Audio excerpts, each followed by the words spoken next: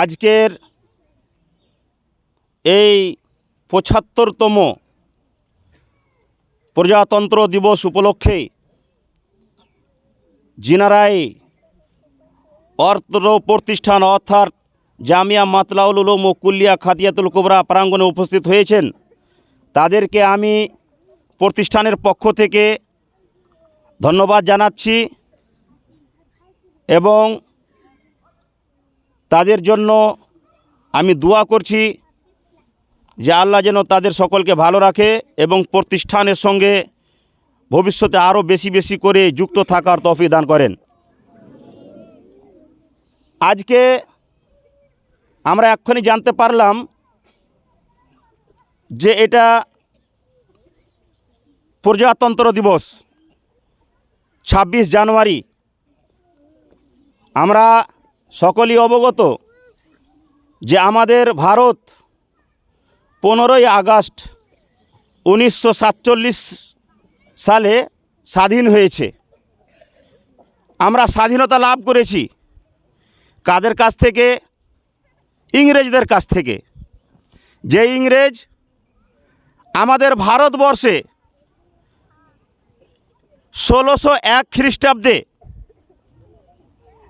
এই ব্যবসা বিজনেসের জন্য আমাদের ভারতে পদার্পণ করেছিল এবং তারা এখানে ইস্ট ইন্ডিয়া কোম্পানি কায়েম করেছিল। আর তাদেরকে সেই যুগের বাদশাহ, সেই যুগের যে রাজা, তারা ভুলবশত আশ্রয় দিয়েছিল। তারা আশ্রয় নিয়ে তাদের বুদ্ধি বাড়ল। শেষ বেশ আস্তে আস্তে তাদের চিন্তাধারা হলো কি যে ভারতটাকে গ্রাস করতে হবে এবং এখানে শাসন করতে হবে বা এই দেশটাকে আমাদের দখল করতে হবে।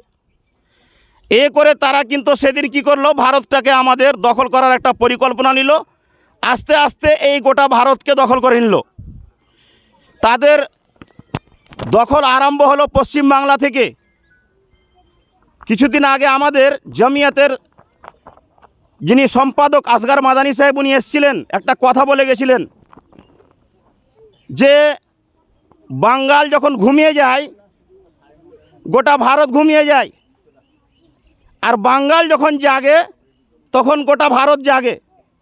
ইংরেজ আসলো, আমরা বাংলার লোক মনে করলাম যে আচ্ছা আসছে তো কি আছে, আমরা একটু ঘুমাই, আরও চতুর্দিকে তো সব আমাদের রক্ষণাবেক্ষণের জন্য আছে। কিন্তু আমরা এ বলে যখন ঘুমালাম, শেষে ইংরেজ আশ্রয় পেয়ে গেল। শেষে ইংরেজকে তাড়ানোর জন্য এ বাঙ্গালের মাটি থেকেই আন্দোলন হয়েছিল। আমরা জানি ১৭৫৭ খ্রিস্টাব্দে সেই নবাব সিরাজউদ্দৌলা পলাশির যুদ্ধতে ইংরেজদের সাথে যুদ্ধ করেছিল এ দেশকে স্বাধীন করার জন্য। তারপরে ১৮০১ বা ১৮৯৯ খ্রিস্টাব্দে টিপু সুলতান সে যুদ্ধ করেছিল। তারপরে একের পর এক যুদ্ধ হলো, আর যুদ্ধ হতে হতে অনেক আমাদের ভারতবাসীকে প্রাণ হারাতে হলো। তাতে জাতি, ধর্ম, বর্ণ নির্বিশেষে সকলেই তারা যুদ্ধতে অংশগ্রহণ করলো এবং ইংরেজকে তাড়াতে তারা সক্ষম হলো। আর তারাকে এ দেশ থেকে পালাতে তারা বাধ্য হলো, আর তারা দেশ ছেড়ে গেল। আর এই করতে করতে যাই হোক, আমরা মোটামুটি সেই ইংরেজদের আশা থেকে নিয়ে ৩০০ বছরের অধিক দিন অতিক্রম করার পরে আমরা সেই ৩০০ বছরের অতিক্রম করার পরে আমরা তাদের কাছ থেকে কি করলাম, আমরা স্বাধীনতা লাভ করলাম। আর আমাদের ভারত ১৯৪৭ খ্রিস্টাব্দে স্বাধীন হলো ১৫ই আগস্ট। ১৫ই আগস্ট ভারত স্বাধীন হলো।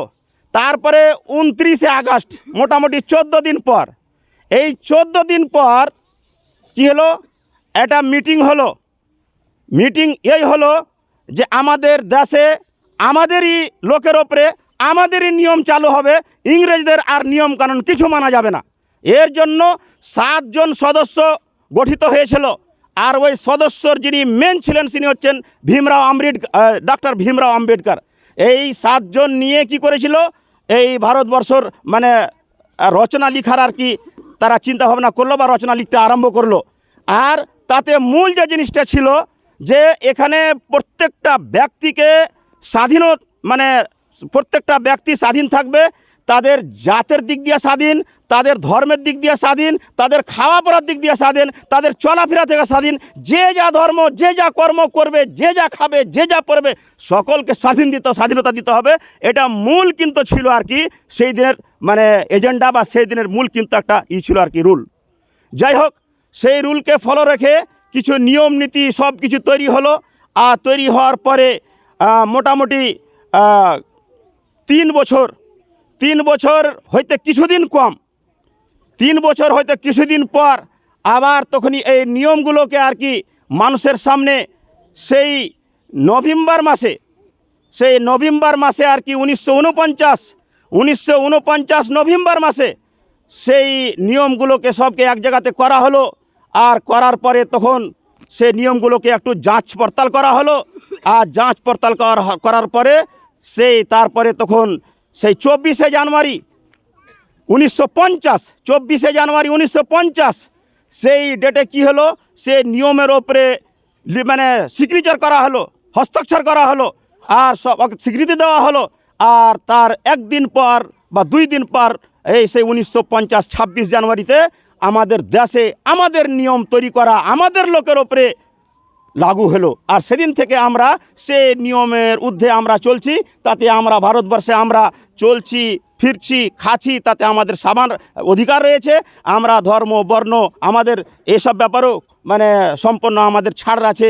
আমরা যেভাবে জীবনযাপন করো ভারতবর্ষে, তাতে আমাদের সংবিধান আমাদের পারমিশন দিচ্ছে, আমরা আমাদের রাইট সেটাই বলছে। তাই আমরা আমাদের দেশে আমরা সেই নিয়ম অনুযায়ী আমরা স্বাধীনভাবে বাস করছি। আর আমরা এই দিনটাকে আমরা খুব সকলেই মিলে পালন করছি। সেই দিন হচ্ছে আজকে প্রজাতন্ত্র দিবস 26 জানুয়ারি, আর এটা হচ্ছে 75তম প্রজাতন্ত্র দিবস। এ বলে আমার বক্তব্য শেষ করছি। আসসালামু আলাইকুম রহমতুল্লাহি ওয়া বারাকাতুহু।